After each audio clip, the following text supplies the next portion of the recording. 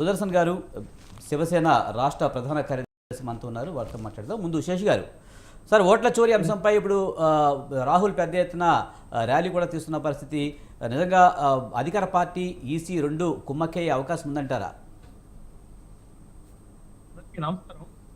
గతంలో మనకి ఈవీఎంల మీద అనేక అనుమానాలు వచ్చాయి, ఆరోపణలు వచ్చినటువంటి సందర్భం ఉన్నది. బట్ ఇప్పుడు అంతకు మించి ఎక్కువ ఆరోపణలు ఎలక్షన్ కమిషన్ ఆఫ్ ఇండియా పైన వస్తున్నాయి. అంటే ఎన్నికల కమిషన్ కి రాహుల్ గాంధీ కొన్ని ప్రశ్నలు సంధిస్తున్నారు, ఆ ప్రశ్నలకు సమాధానం చెప్పాలంటున్నారు. ముఖ్యంగా ఓట్ల చోరీ జరుగుతుంది అనేటటువంటి ఒక అనుమానాన్ని ఆధారాలతో సహా కొంత బయటపెట్టేటటువంటి ప్రయత్నం దేశ ప్రతిపక్ష నేత రాహుల్ గాంధీ చేస్తున్నారు. ముఖ్యంగా 2024 18 లోక్సభ ఎన్నికల తర్వాత ఈ ఆరోపణలు తరచూ వస్తూనే ఉన్నాయి. మరి ముఖ్యంగా హర్యానా ఎన్నికల్లో ఓట్ల చోరీ జరిగిందని రాహుల్ గాంధీ ఆరోపణ చేస్తున్నారు, మహారాష్ట్రలో జరిగిందని ఆరోపణ చేస్తున్నారు, కర్ణాటకలో జరిగిందనేటటువంటి ఆరోపణ చేస్తున్నారు. ఈవెన్ మీకు ఆంధ్రప్రదేశ్లో కూడా ఆశ్చర్యకరమైనటువంటి ఫలితాలు వచ్చాయి. అక్కడ కూడా ఓట్ల చోరీ జరిగింది, బహుశా ఏదో జరుగుతుంది అనేటటువంటిది ఒక అనుమానాలు అయితే ప్రజల్లో వస్తున్న మాట వాస్తవము. బట్ ఆ అనుమానాలని బలపడే విధంగా రాహుల్ గాంధీ గత కొంతకాలంగా కొన్ని వాటిని బయట పెడుతూ, మా దగ్గర సాక్ష్యాధారాలతో కూడినటువంటి అనుభవం ఉంది, దాన్ని బయట పెడితే మొత్తం దేశమే షేక్ అవుతుంది అనేటటువంటి ఒక అభిప్రాయాన్ని చెప్తూ ఇటీవల తను కర్ణాటకలో ఓట్ ఆధార ర్యాలీ అని ఒకటి చేయటంతో పాటు ఒక పవర్ పాయింట్ ప్రజెంటేషన్ కూడా ఇచ్చారు. ఆ పవర్ పాయింట్ ప్రజెంటేషన్ లో 5 రకాలుగా ఓట్ల చోరీ జరుగుతుంది దేశంలో అనేటటువంటి అంశాన్ని ప్రజల ముందు చర్చకు పెట్టారు. ఒకటి ఏంటి, ఫేక్ ఓట్లు, రెండోది బల్క్ ఓట్స్, తర్వాత ఇన్వాలిడ్ ఫోటోస్, తర్వాత ఫామ్ 6 ద్వారా ఇట్లా మొత్తం ఒక 5 అంశాల ఆధారంగా ఓట్ల చోరీ జరుగుతుంది. దానికి ఉదాహరణగా ఒక కేస్ స్టడీగా ఏం తీసుకున్నారంటే, కర్ణాటకలో ఉన్నటువంటి బెంగళూరు సెంట్రల్ లోక్సభ నియోజకవర్గాన్ని తీసుకున్నారు. ఆ సెంట్రల్ లోక్సభ నియోజకవర్గంలో 7 శాసనసభ స్థానాలు ఉంటే, మొన్న జరిగినటువంటి 2024 లోక్సభ ఎన్నికల్లో 6 శాసనసభ స్థానాల్లో కాంగ్రెస్ పార్టీ మెజార్టీ సాధించింది. ఒక మహదేవ్పూర్లో మాత్రం దరిదాపు బీజేపీ అభ్యర్థికి 1,14,000 ఓట్ల ఆధిక్యత వస్తే, దాంట్లో 1,02,000 ఓట్లు, 1,04,000 ఓట్లు దరిదాపు చోరీ చేసినటువంటి ఓట్లే. దాంతో అక్కడ బీజేపీ అభ్యర్థి గెలిచారు అనేటటువంటి ఒక అంశాన్ని బయటకు తీసుకొచ్చారు. దాంట్లో ఒక్కొక్క అంశంలో ఒక 5 అంశాలు చూపించుకుంటూ పెద్ద ఒక అంశాన్ని అయితే బయట పెట్టారు. బట్ దీనిపైన ఇప్పుడు మనకి సెంట్రల్ ఎలక్షన్ కమిషను సహేతుకమైనటువంటి ఆన్సర్ ఇవ్వట్లేదు. అనుమానాలకు తావిచ్చేటటువంటి విధంగా ఎలక్షన్ కమిషన్ ఆఫ్ ఇండియా ప్రవర్తిస్తున్న ఒక అనుమానాలు అయితే కలుగుతున్నాయి. ఒక నిర్దిష్టమైనటువంటి సమాధానం గనక ఎలక్షన్ కమిషన్ ఆఫ్ ఇండియా ఇచ్చుంటే బాగుండేది అనేటటువంటి అభిప్రాయాలు కూడా వ్యక్తమవుతున్నాయి. కానీ రాహుల్ గాంధీని అఫిడవిట్ ఇవ్వమంటము, తర్వాత మా దగ్గర ప్రమాణాలు చేయమంటము, మీ దగ్గర ఉన్నటువంటి సాక్ష్యాలు మాకు ఇవ్వమంటము అనేటటువంటి వ్యాఖ్యానాలు చేస్తుంది. దాంతోపాటు 2018లో కేంద్ర ఎన్నికల కమిషన్ చైర్మన్ గా పనిచేసినటువంటి ఓపీ రావత్ కూడా రాహుల్ గాంధీ లేవనెత్తుతున్నటువంటి ప్రశ్నలకు సరైనటువంటి సమాధానాలు ఇవ్వవలసినటువంటి బాధ్యత చీఫ్ ఎలక్షన్ కమిషన్ ఆఫ్ ఇండియాకు ఉంది అనేటటువంటి ఒక అభిప్రాయాన్ని కూడా చెప్తున్నారు. అయితే దేశంలో 3 అత్యున్నతమైనటువంటి సంస్థలు ఉంటాయండి. ఒకటి చట్టాలు చేసేటటువంటి పార్లమెంటు, రెండోది దేశంలో న్యాయాన్ని కాపాడేటటువంటి సుప్రీం ధర్మాసనము, మూడోది దేశ ప్రజాస్వామిక వ్యవస్థని, ఎన్నికల వ్యవస్థని కాపాడేటటువంటి చీఫ్ ఎలక్షన్ కమిషన్.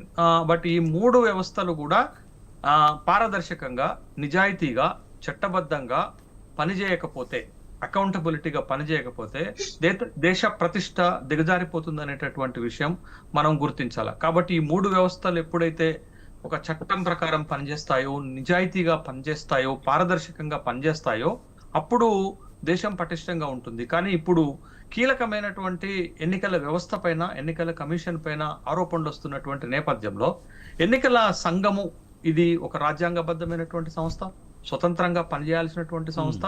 ఆ సంస్థ ఈ లేవనెత్తుతున్నటువంటి సందేహాలు లేవనెత్తుతుంది కూడా సామాన్యమైనటువంటి సాధారణ వ్యక్తి కాదు కదా. ఎల్ఓపి లీడర్ ఆఫ్ లోక్సభ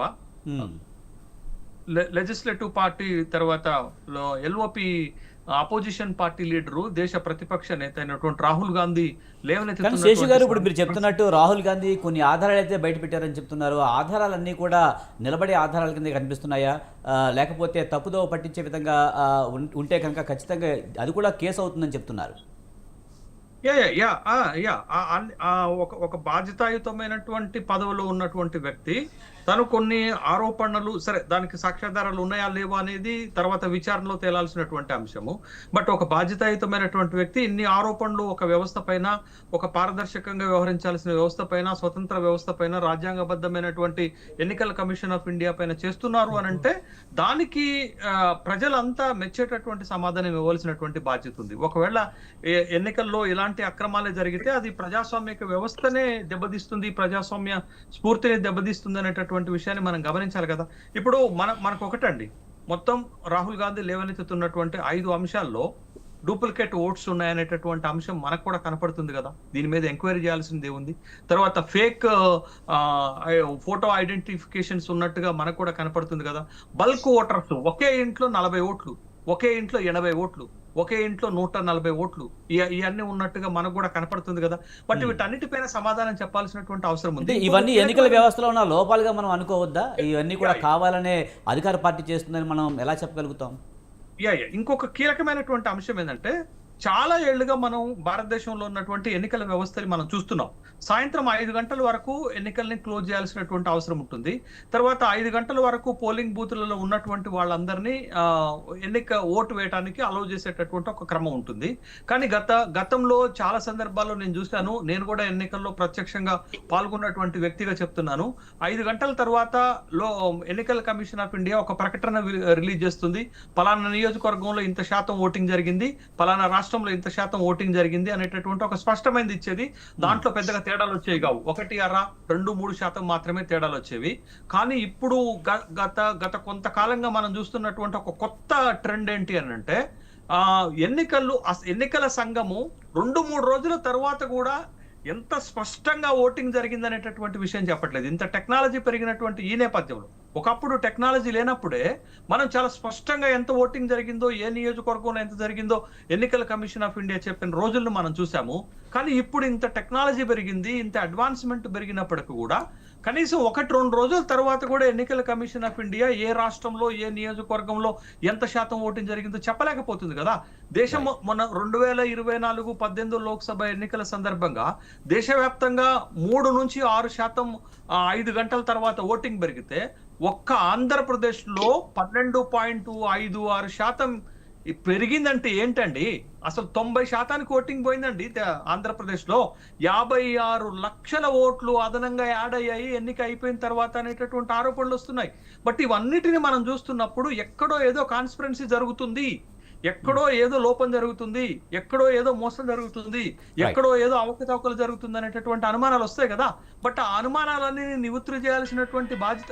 గతంలో ఈవీఎం లో ఒక ఆరోపణ వచ్చిందండి, మేము ఓటు ఒక పార్టీకి వేస్తే ఇంకొక పార్టీకి పోతుంది, ఒక గుర్తుకు వేస్తే ఇంకో గుర్తుకు పోతుంది అన్నప్పుడు ఎలక్షన్ కమిషన్ ఆఫ్ ఇండియా ఏమి ఇంట్రడ్యూస్ చేసింది? వివిప్యాట్లు తీసుకొచ్చింది. అంటే వివిప్యాట్ ద్వారా మనం ఏ గుర్తుకైతే ఓటేసామో ఆ గుర్తుకు ఓటేసినట్టుగా మనకి ఆ వివిప్యాట్ లో స్లిప్ పడుతుంది. కాబట్టి ఓటర్ కి ఒక పారదర్శకత, ఓటర్ కి ఒక నమ్మకం, నేను వేసినటువంటి గుర్తుకే నా ఓటు పోయింది అనేది.